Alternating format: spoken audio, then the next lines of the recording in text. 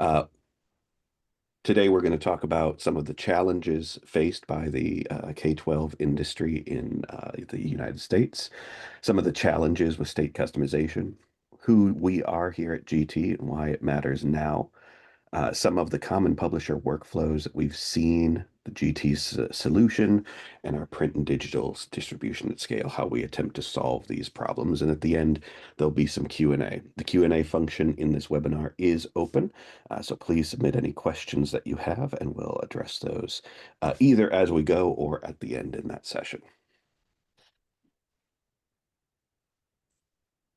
A little bit about myself. I'm Rob Thomas. I'm the Director of Professional Services here at GT, Gutenberg Technology. I have over 12 years of experience in academic publishing, educational publishing, much of that with Pearson Education and their customer relationship, their teacher relationship division. I'm joined today by Greg, who is our Director of Learning Design for Gutenberg Technology, bringing over 20 years of experience to our learning design team and all of the efforts that we build into the products that we produce and the solutions that we bring to the market. So let's talk a little bit about the challenge that we know we're facing with state customizations.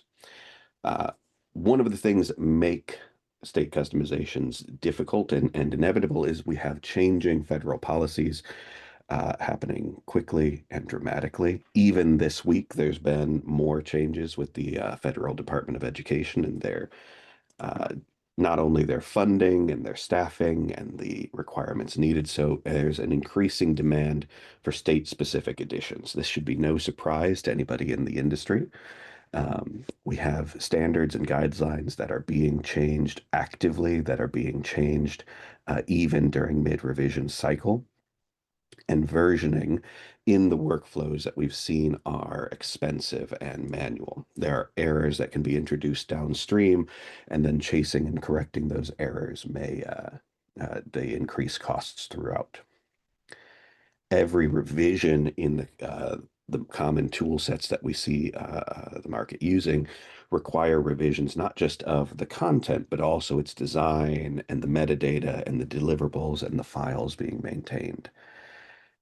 And even, as I mentioned, we've got changes this week from the U.S. Supreme Court, and the funding models are shifting for how and what will school districts be able to afford, how and what will teachers need in order to deliver content state by state. Some of those market dynamics that are driving this change, just talk through that. Some of the consequences that that brings for publishers. Um, Publishers now need to produce more versions than ever before.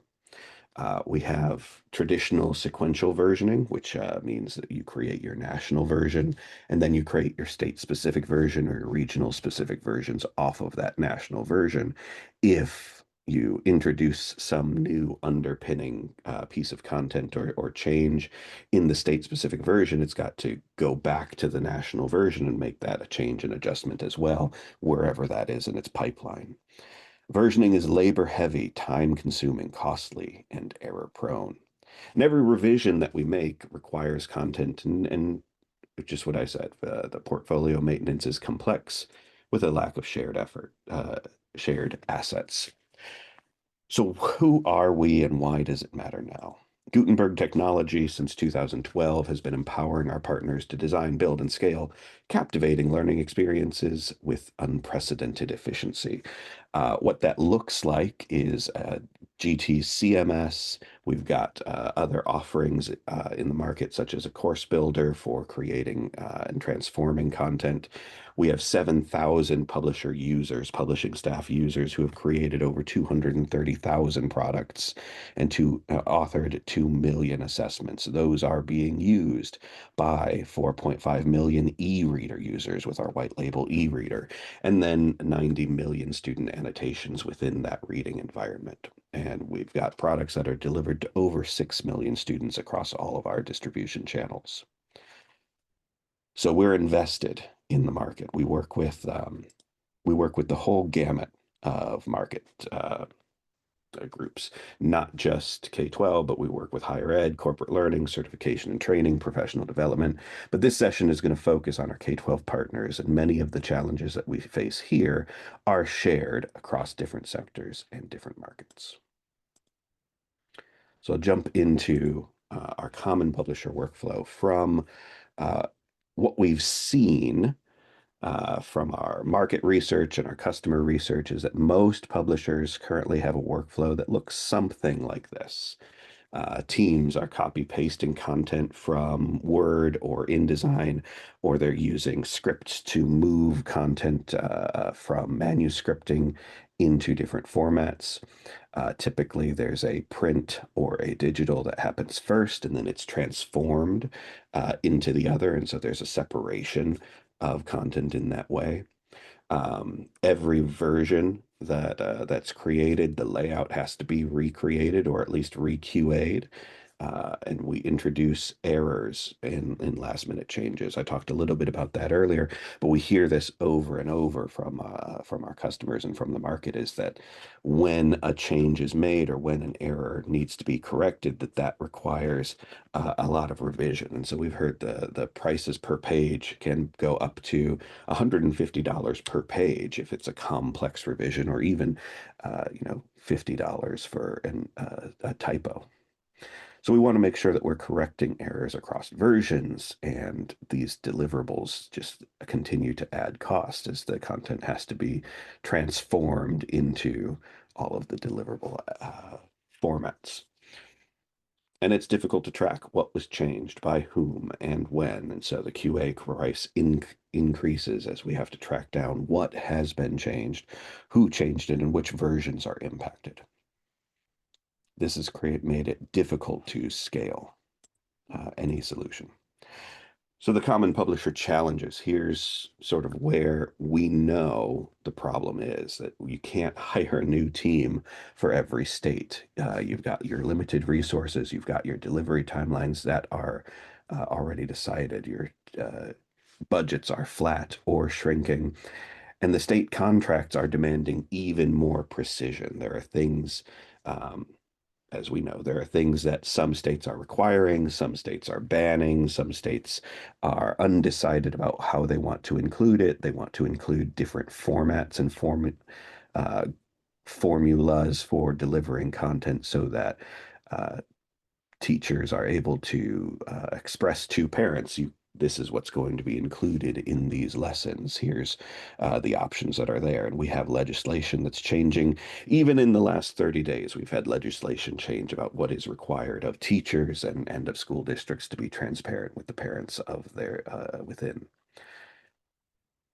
And our teams are burning out trying to keep up with all of these changes and all of this unknown. I can't sit here and say we know what the state revisions are going to be because we don't. The landscape is changing now and it's changing actively. So what we want to do and what we need to do is to be ready to adapt to those changes as they come, to be able to deliver versions very quickly and be able to iterate very quickly on what we are selling. And so the GT solution, how to excel with state versions. Leading publishers, our customers, are doing these things to stay ahead of this market trend. So they're building and tagging their versions concurrently.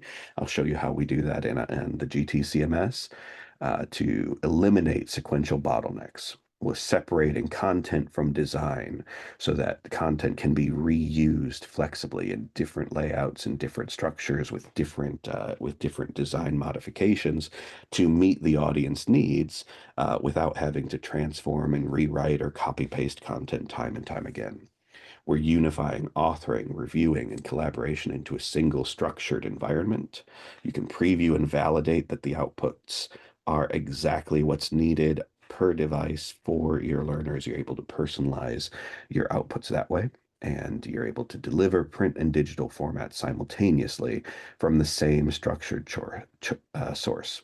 I can't overstate how much efficiency that alone brings in the market to be able to say, this is my content and this is how it's going to be presented to learners.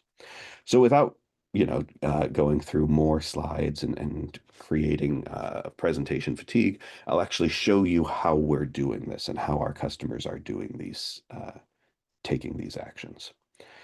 Um, in this, I'm going to show you the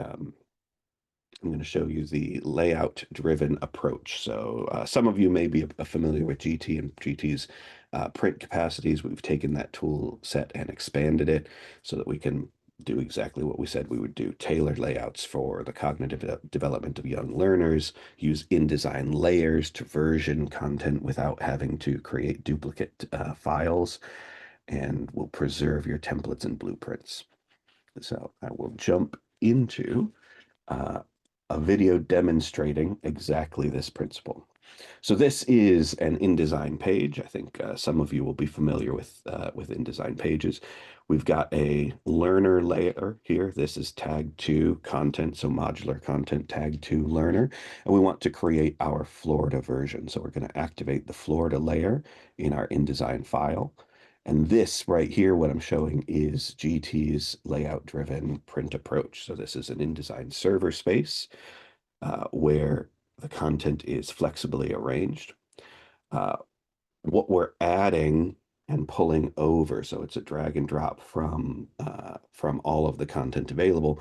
We're dragging and dropping the Florida specific version. So this content is tagged for Florida, and we've got an arrow that's automatically styled on it. We'll move that arrow until it's pointing generally to Florida. This is a sixth grade climate lesson that we're looking at here being created.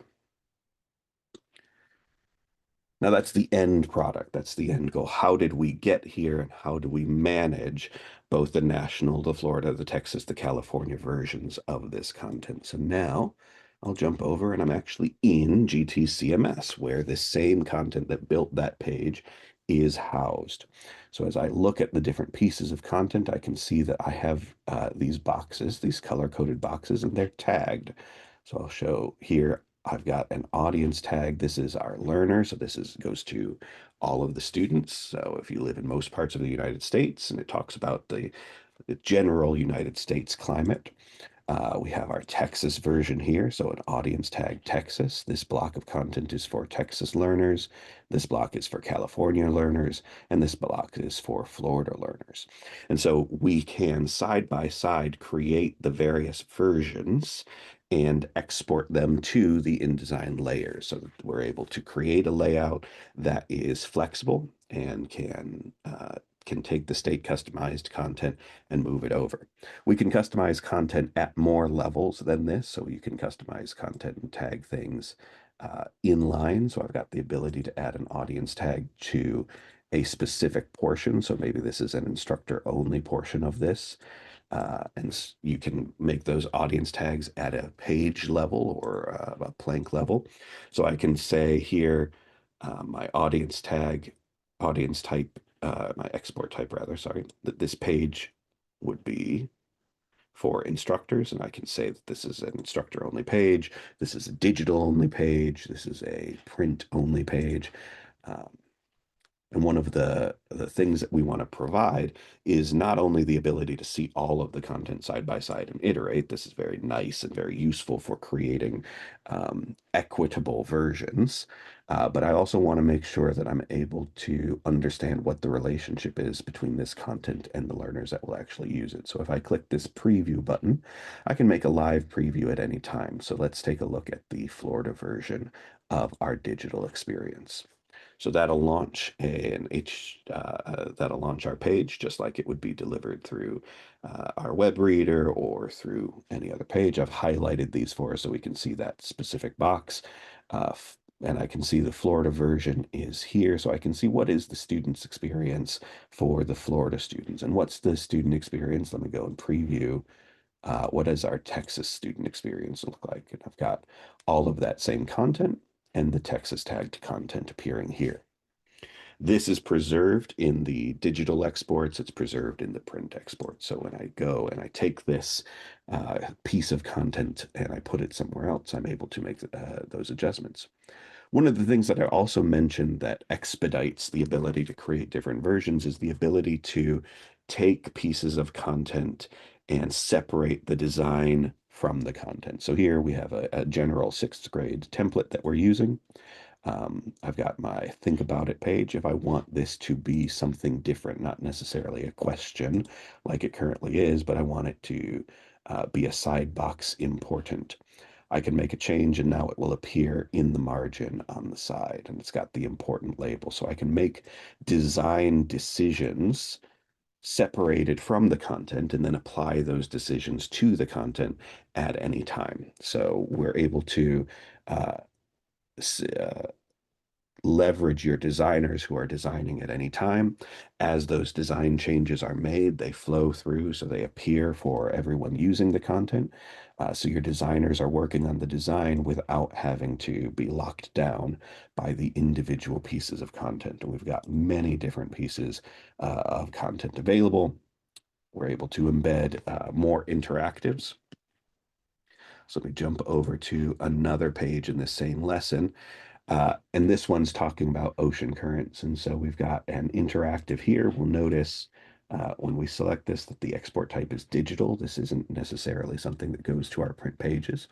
And when I preview this page, I have the ability to understand exactly what the student's experience is going to be with this interactive. So this is a sorting activity, and I have the ability to drag and drop these sorting activities through. This can all be, this design is all determined and changed. I have instant feedback. This was actually created by our AI assistive technology that we've added into the CMS. So if I come over here and take a look at this page, I can look at, say, what controls climate, the distance from the equator.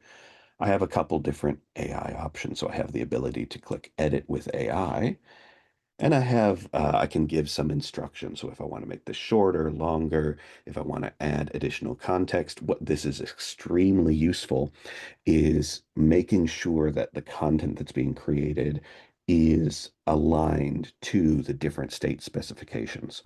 So when we have state standards, when we have in Texas the text standard for what this content should be, we can go in and we can actually say we want to make sure and validate this is against this.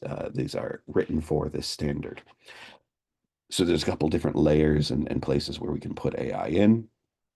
One is to confirm, yes, this content meets that standard, and we are able to say, let's take a look here at the information, and we can look at the learning objectives, and I can see for this particular page, we're tied to text 6.9, Earth and Space, and text 6.2.c. Those are the learning objectives that this page is aligned to. That metadata is included in any export, and so your systems can read that and present in different layers, present in different ways. A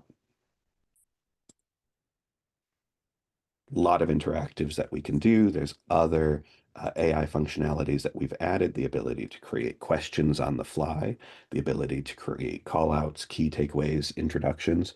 What we're building with this section over on the right-hand side, this Generate with AI, is an interoperable space where if you've already got AI tools or you've already got tools to assist with portions of your workflow, we can tie those in and integrate those with the CMS so that you can leverage your workflows and your tools in a central space. Now I'll talk about quickly the one of the other efficiency bringers that we've got is the ability to bring the teams together as if they're standing around one table. And so we want to talk about the ability to comment and to track changes and make sure that we understand who made what change when. So if track changes is turned on and I put in instead of Miami, Florida, let's say Columbus, Ohio, where I live, it's still usually warmer than Anchorage throughout the year. I've got a track change on the side that I can see is from Rob. He's suggested delete. I know when, who, and where changes were made. I can also comment, so I'll create a comment here and say this needs reviewed for accuracy, and I'll assign it to my friend Greg. So I assign it to Greg, create the comment. Greg will get a notification up at this bell, a live notification in the product that there's a change that's been made. He'll be able to jump to and be taken exactly to where this comment is. He'll be able to reply, and I'll get notifications on those replies. And if you're not working in here day to day, you've also got the ability to determine your email notifications and come back in, continue working within these spaces. Let's see what the impact of those revisions and those changes are on actual content. So I've got another recording here. We've got a space where the text is incorrect. We've made an error. Scientists divide Earth into two main temperature zones. And that two should actually be three main temperature zones because that's actually how scientists divide the Earth. So we are creating a print export. We're updating the page that we've exported. And then once it's exported, you see that that was done very quickly. We'll go back to that same page we were looking at before. And we see that the content there says scientists divide Earth into two main temperate zones. When we look at that page, an update is available. That's what this little flag here means, that an update is available for that page. We can look at that content, see exactly which data is ready to be updated, and we'll update that immediately. So when we make that change, or when we update that field, the content changes. So we're able to see what the impact of that change is on the layout, whether there are any layout changes that are needed. In this case, there are not. And our content is maintained up to date in both the output, the layout output, and in the CMS where the content lives. So we're able to make those changes, push those changes live to your InDesign files across all the layers of your InDesign files. So as content changes are made there, you're able to see those. We also include those changes in our digital exports when it's time to finish the project up. So if I click export, I'm taken to my digital exports and I can click generate export. I've got a couple different notifications that appear here. One is an accessibility check that tells me, hey, you don't have alternative text or you're missing transcripts. If I'm exporting to EPUB, we've got the EPUB accessibility tracker that also gives us a report on the export. So I can choose here. I see I've got one open comment in the project. So this tells me that my content is not ready to deliver. It doesn't meet the WCAG accessibility requirements of alt text for all of my images. I can choose exactly what do I want to export. So let's say I'm exporting my Florida special education version, and I can export it for LTI 1.3. I can export it to XML to do additional transformations on it. EPUB, SCORM packages. We've got many different standards available. And so I'll click generate export, and you can see that those exports are generating. If I want to just see the history of a certain type of export, like my EPUB export, I can see that here. And then here's that EPUB checker report that I can launch and get exactly what is included in here. I can download the report for remediation and go back to my content to make sure that it is maintained as accessible. When I finish the export and view it on our reader, I have the ability to see what is the student experience going to be for this digital product or yeah, for this digital product. So I'll go to the next page and I'll see all of that content. The Florida special education version is exported here, just as we saw in the preview.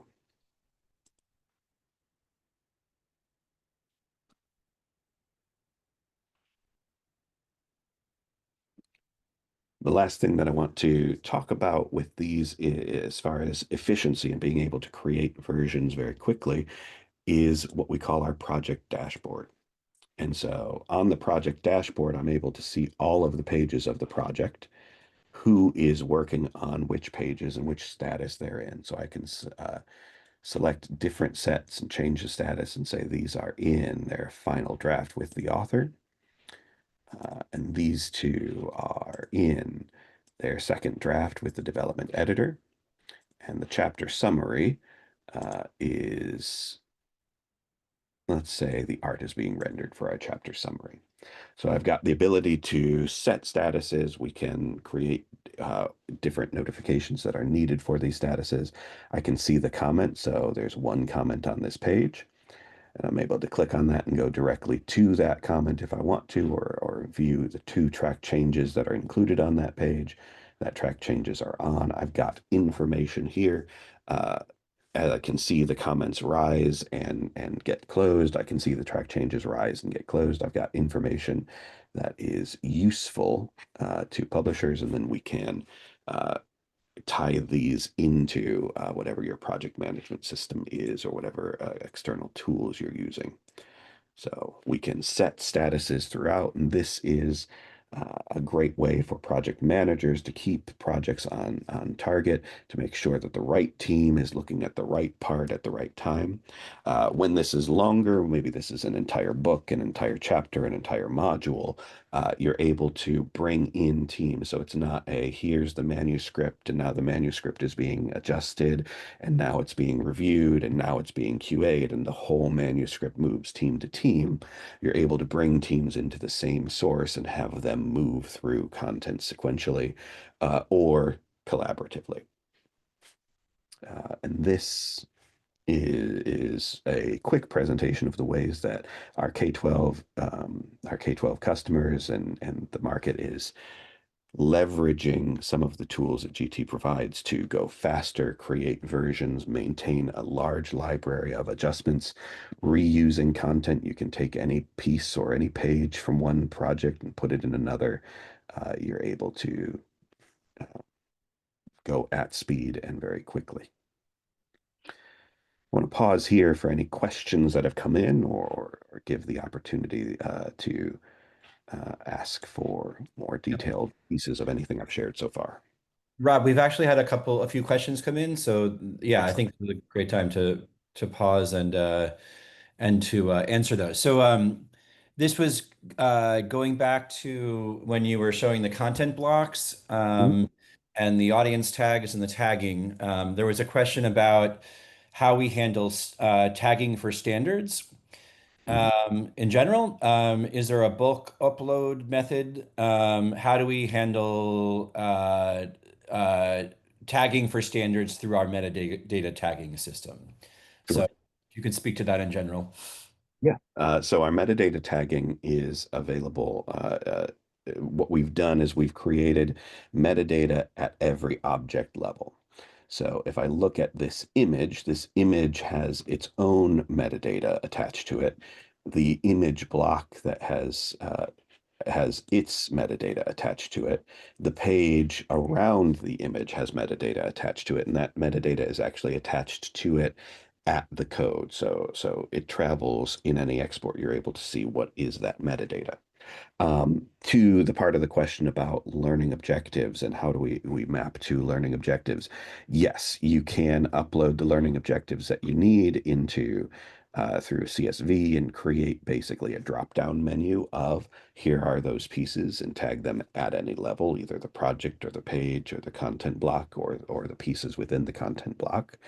Um, or uh, you have the ability to sort of give a free form space, which is what I had shown here, where I've got the ability to put in additional. So if I've got a fake one, fake objective, I can Or still standard, state standard, or whatever that, yeah.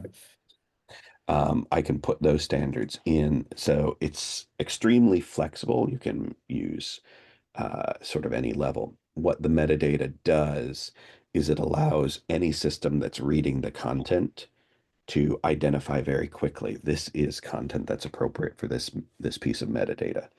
Um, so with state standards, the state standards adjust very quickly. You're able to filter and view and see exactly which pieces of content, which pages or pieces of content make sense and are aligned with this particular standard in case that standard is changed, so that your review is on specifically what you need to review rather than reviewing the entire project, if that makes sense. Great. I think we can Yep, if there are any follow-up questions, just post and we'll we'll convey them. I think the next question is about AI, and the AI tool that you were the activity generator tool that you were showing earlier. Question about, and this is an excellent question about copyright plagiarism issues. If we could just speak generally to how protected the content is. And also, where does the AI tool, what information does the AI tool draw from? Right. Where does that, what is it drawing from in creating the AI generated content? Rob, let me That's know an if you need me to chime in too, but I'll let you go ahead and answer. Yeah, that's an excellent question. So, the way that we've set our AI capabilities up is that it is in a segmented workspace. So, uh, that content is not used for training. It is not proactively sent to any AI system. It's sent at the time of the request with the prompts and the formats that are required at that time. As far as what is sent with for these individual content blocks, I have a couple different options. I can use the context of the page that this appears on, or I can choose not to send the context of the page that it appears on. When you're using our course builder product, where it transforms static content into e-learning modules or into any structured output, you'll have the ability to say, I want to pull the source documentation and the context from the source documentation into this request and use that, or I do not want to use the context in this request. Um, and then you're able to add additional instructions here. So the AI, the prompts behind the AI are hyper focused on this is the content. This is what we're talking about with this is the user. So those metadata pieces that I mentioned are in the exports. Those metadata pieces aren't necessarily in this in the context of this. So if I want this to map to TEX 6.9 or 6.2.c, uh, I may have to put in exactly what that is rather than referring to the learning objective that is known elsewhere within the system. I'd have to actually put in uh, what it is that I wanted it to align with so that it was assured to be accurate. Um, we can't trust the training data of AI to be up to date with state standards, especially in their changing system. As far as security, I think I mentioned this is not used for any training. It is not proactively sent. Um, and as far as the AI, other pieces around that, we are happy to share any of the other security practices that we've put in place around protecting your content from uh, uh, AI overstepping or having AI hallucinations within the content that is rendered. There are some follow-up questions about AI, so we'll just stay on the AI topic and try and answer them all. There's another question about can you set things up so that AI additions, modifications are tracked so we know how to check what AI changes? Yes, Um, exactly. I yeah. say um, like this for a fourth grade reading level. And I regenerate this content. What you see it is I've got an insert below added here. So instead of replacing the content, I have the ability to both see here's the original, here's the new, here are the changes that are made. And I can insert below so we can say this is we in our review process we can look at exactly what is included here. One thing that you'll notice is this tracked change was not sent to AI, so it's not taking the tracked change, it's taking the version of the content as it stood at that moment. One of the other preview options that I did not share earlier is the ability to actually author within certain device formats. So here I'm looking at tablet portrait, and so I'm actually able to author to the device and see what does my sentence length and what does my design breaks look like in this experience as well. Just a side note with an answer. Another AI question, it says along the lines of this other AI question, how are publishers, and I think this is an excellent question, just how are publishers assured that they don't get quote unquote too similar content if a competitor also uses your services? Sure. That is one of the main reasons why we segment that content out. So the language models that are being used, you can determine which language model makes sense for your content or for these types of outputs. Mhm. Uh, and it's reading from your base. So where I mentioned you also have the ability to add in interoperability. So if you've got an LLM that you're using, or you've got some database of terms or vocabulary or something that is proprietary to you and your content, you can plug that into the workflow here as well.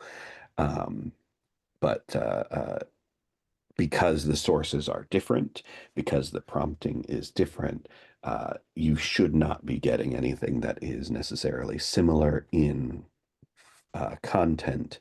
Mhm. It may very easily be similar in um, uh, uh, so when Structures, I would say. Is that? structures, yeah, in the way that those blocks work. So we've got this sorting activity. This sorting activity has an underpinning technology. It's a sorting activity with feedback, but you have the ability to design and change the design around how that sorting activity looks. So the interaction of that sorting activity, what does the feedback look like? What are the fonts and the sizes and spacing? All of those are customizable as well. So while the technology underpinning it is the same, the design is separated from the content. So the design is yours. Um, Yeah, and I think just to reiterate, it's sort of the AI is connected to the source content. So as long as the source content is different, that's what really determines the the nature of the content that the AI generates. So that's how you ensure sort of differences from if competitors are using our tool as well. Another question about AI, which was, could you repeat which LLM you're using? And you sort of answered that, but if you could speak to that a little bit. Yeah, we for this demonstration, we are using a generic version of an LLM, but you are able to determine which subprocessors are appropriate for you. The AI that I use to generate this sorting activity is an open AI model, but certainly we have built an infrastructure that is not reliant on a single AI provider. You're able to determine which provider and models make sense for your workspace, and that's what we'll use to power these various tools. Another excellent question about AI. What steps do you undertake to mitigate for biases built into your approach? Um, do Uh, you want to take that, Rob? I would love, Greg, for you to talk about how Okay, it's a good our question. Um, so we have developed, the learning design team at GT has developed very detailed prompting and guidance for the AI. And part of what we're doing is writing rules around things like, biases. I can give a quick example.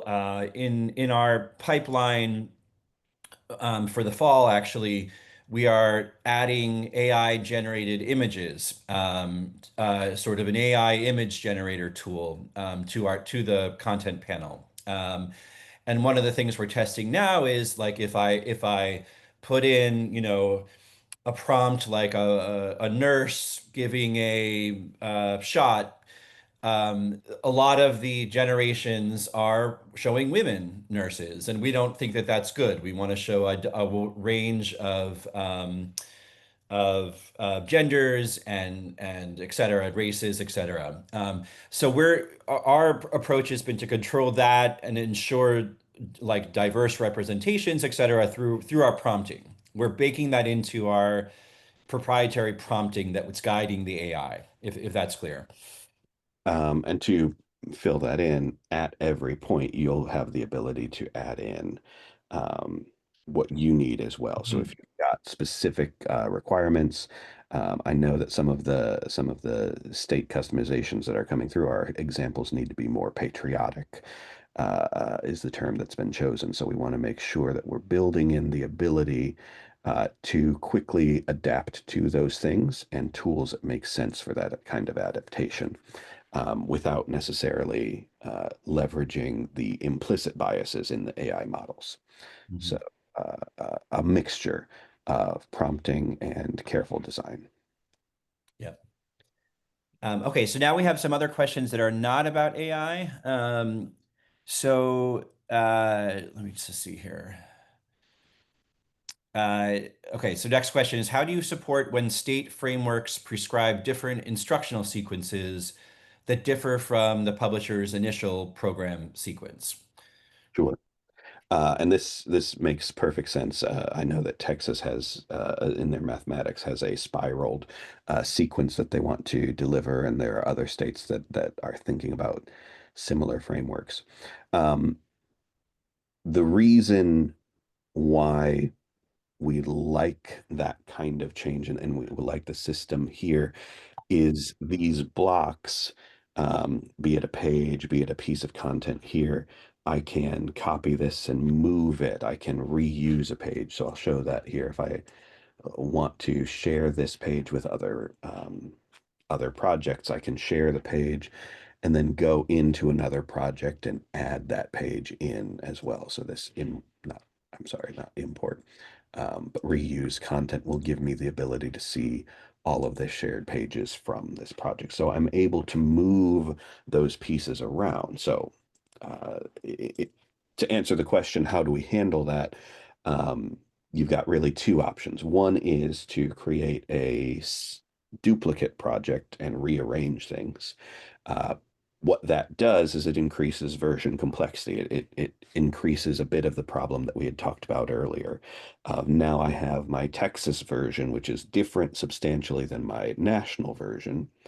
Um, the other method is to reuse those blocks and rearrange them in ways that make sense. So I can, on this page, I can drag and drop whatever it is that I need to. I can move those pieces of content around in a version that is maintaining its source content. So when I update at the source, it's updated in my derivative content or my rearranged content without having to write into the Texas version all of the national version. Again, what I'm writing in is the Texas tagged specific for Texas versions or state versions or specific for this instructional model. I may have to change what my introductory text looks like or the way that I order or sequence.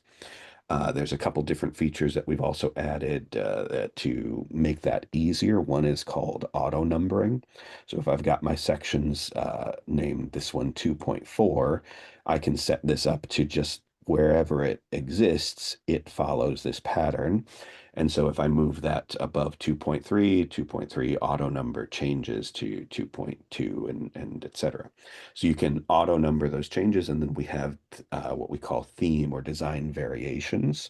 So I can reuse the same content in a variation that has a different look and feel, a different variety. So if I've got right now I'm showing sixth grade content, but maybe I want to reuse some of the same structure in a seventh or eighth grade design, I can pull in and set up my seventh or eighth grade design separated from the content, so the content will appear with those design decisions, the size, the colors, the spacing, the fonts, the weights, the lettings that are needed for those different designs. And so I can create versions and variations and derivative exports very quickly from the same source of content and only need to update the content in one source and have it appear updated wherever it's reused.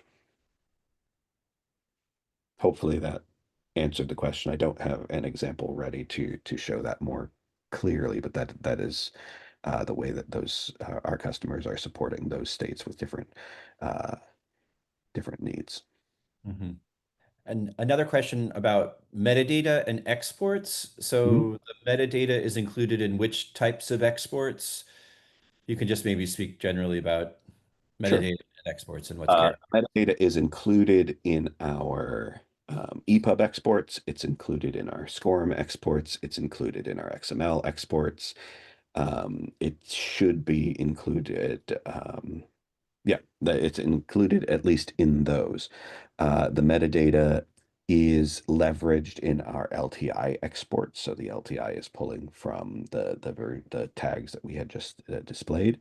It is included in our web reader exports. So the idea is that that metadata travels with the content so that whatever you need to do with that content, you're able to take those actions. So we have some customers who are taking the teacher content and the student content and exporting them together, and then in their platform, in their reader or their renderer or their LMS, they are using that to tag this should be rendered over here for the student, and this should be rendered over here for the instructor. And from that same export file, they're able to create the two different experiences in their platform. But the metadata travels with the code is sort of the expectation there. Mhm. I'm sorry, I'm getting catching up because there's a bunch in here. What do you support? Here's another question, not about metadata. This is about tracking changes. Do you have a way to track all changes for us so that we can then use that changes list to modify the associated assessment materials, et cetera, activities, et cetera, as needed? Yes, when track changes are on, all the changes are tracked. And when I go to my commenting dashboard, I'm able to see what those track changes are. So I can see exactly what those track changes are. I can click on and see it's not necessarily as contextual. So here I've got delete Miami, Florida suggested and insert Columbus, Ohio.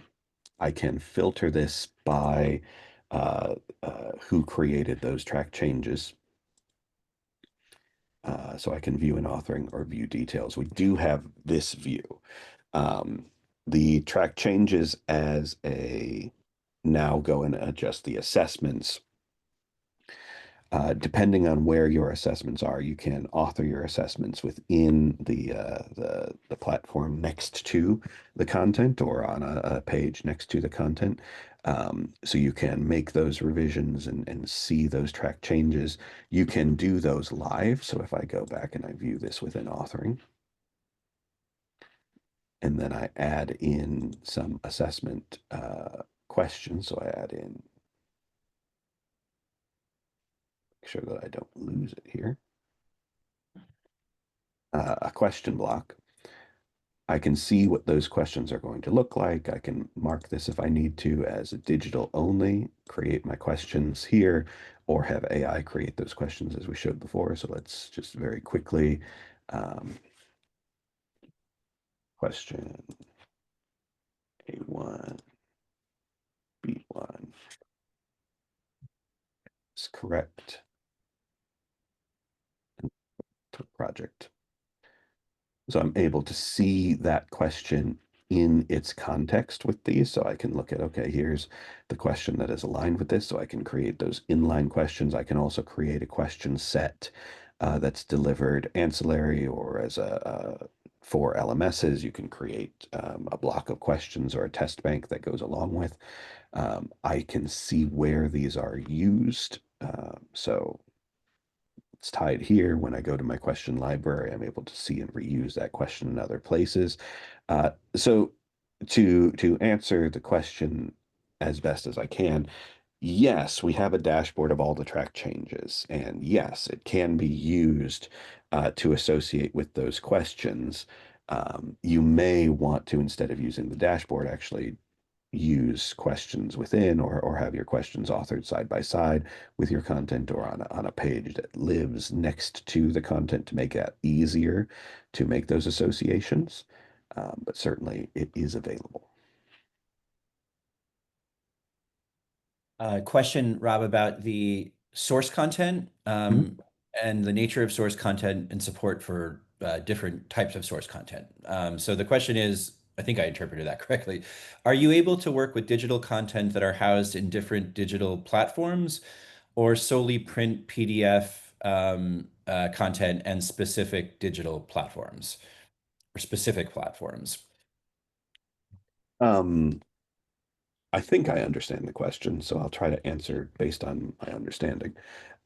Yes, we have the ability to embed in content from a variety of different platforms. So if I go to my embed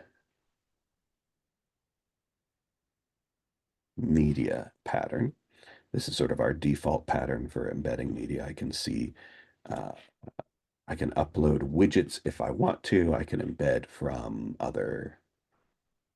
Actually, let me do this in another project. If I add in my embed pattern on a page, let's go here. This is just a generic training on the origins of baseball. When I go to embed media, I can embed from a variety of spaces. So first, to answer the question, if you've got a public link to the media or to the asset or to the interaction or to the simulation, you can certainly add that in and it'll be part of the assembly of the whole page. It'll render from its source. Um, what I think I also heard in the question was, is there support for content that lives in some proprietary systems or other digital systems?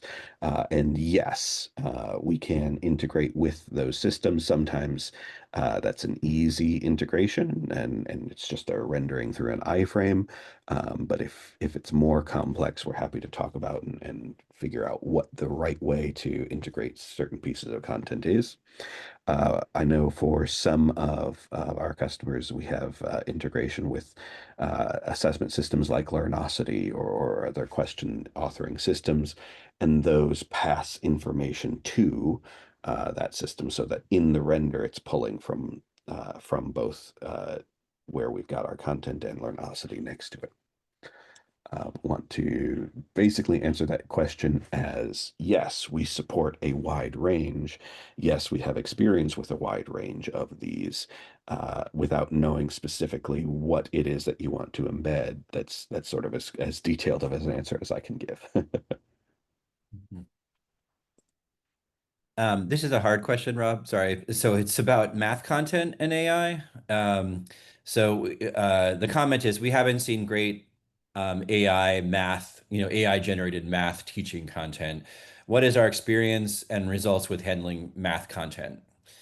And it sounds like it's also, sort of specifically about AI generated math content, but if you could speak to that in general.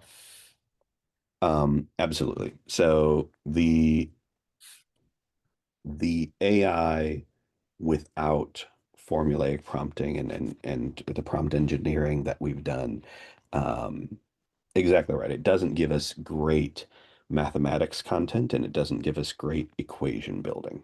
What we are exploring is some tools that are really focused on AI generated or AI enhanced equation building. We support the Math Jacks, MathML. We support equation building sort of at all levels of complexity. And so we are targeting this as sort of the next tools that we're developing. Um, to that end, as the AI models get better, because this is sort of a general thing in the AI market. As their models get better at mathematical reasoning, not just for the output, but also for teaching of mathematical principles or assembling these, we expect to be able to leverage those as well to create these types of questions and problems. Um, so we have seen the same thing that our question asker has seen. that it's not great out of the box, that it requires a lot of prompt engineering in order to get the math content the way that we want it to be, or at least the math instructional content to be able to provide information about the theory of why the math works and not just here's the formula, and the formula is known from the source content, and so it's sort of expected, or the formula is inferred from the source content, and it's inferred in the question. So there's a lot of work and intentionality that has gotten us to some pretty solid results of math generated questions and math generated content. Or content generated around mathematical instruction, but it is a growth area and it is still a very exploratory area where we've found things that work, but not necessarily things that are 100% this is the way to do it. And But I certainly, think that's all. Thank you. emphasis. Yep. I think that's all the questions. There are a couple more, but there are about standards, and I think that we've mostly answered them. We can follow up after the session with answers if we didn't get to everything. But I think we mostly covered the questions, and that brings us mostly to the end of the session. Or Well, thank you again for joining us for this presentation. We wanted to share some of the successes that our customers have found, the ways that they're able to become more efficient, be able to tackle this very prescient issue and changing landscape in the K-12 market, as I know it impacts everybody and is a point of high discussion. Um, at the end of this webinar, you'll be taken to the GT page where you're able to set up a time with us or schedule a demo with us to learn more. There's much more that we haven't shown. We really wanted to focus on what impacts this problem. But thank you again for attending and look forward to connecting with you in the future. thank you. Take care.